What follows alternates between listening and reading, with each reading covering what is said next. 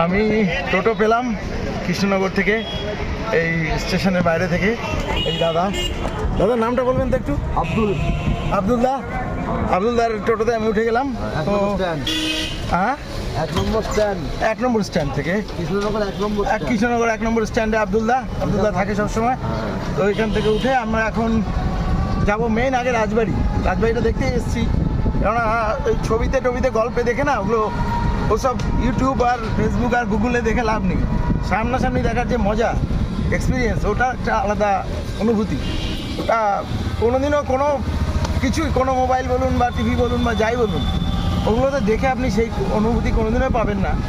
যে অনুভূতিটা সামনাসামনি বা সরাসরি দেখে পাওয়া যায়, এটা যে কোনো ক্ষেত্রে। আমি কৃষ্ণনগর রাজবাড়ি বলে বলছি না, যে কোনো ক্ষেত্রে মানুষ তাহলে যেত না, মানুষ তাহলে বাড়িতে বসে বসে টিভি চালিয়ে ওই টিভিতে দেখতো আর মোবাইলে দেখতো। মোবাইলে তো এখন সরাসরি, তো মোবাইলে অবশ্যই দেখবেন। মোবাইল না দেখলে জানবো, আগে যেমন মানুষ বই পড়ে জানতো, তার আগে মানুষ কারো না কারো গল্প শুনে জানতো। এখন ইউটিউব হয়ে যাওয়ায় মানুষ ইউটিউবে ভিডিও দেখে জানে। কিন্তু আমি বলবো যে সামনাসামনি সরাসরি গিয়ে, এবং এক একটা জায়গার তো এক একটা বৈশিষ্ট্য থাকে। প্রত্যেকটা জায়গা তার থেকে এক জায়গার থেকে আরেক জায়গাটা, আবহাওয়া বলুন, জলবায়ু বলুন, খাওয়া দাওয়া বলুন, হ্যাঁ, সমস্ত দিক দিয়ে একটা আরেকটার থেকে আলাদা হয়।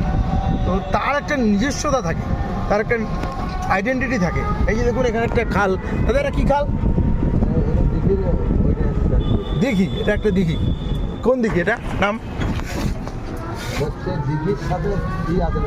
দিঘির সাথে ইয়ে করা। বাহ, জলটা হ্যাঁ হ্যাঁ, আচ্ছা আচ্ছা আচ্ছা, হ্যাঁ জলঙ্গি নদী, আচ্ছা আচ্ছা, বাহ।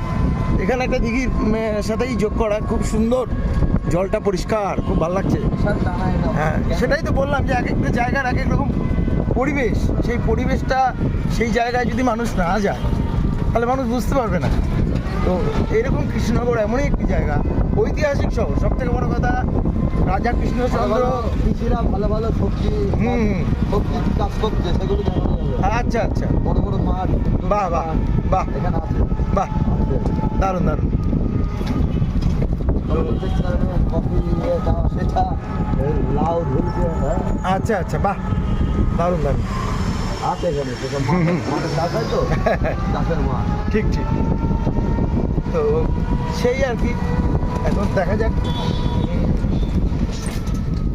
কি ঘোরা যায়, দেখি। মতো চলেছি, জানা অজানা পথে চলেছি, একে একে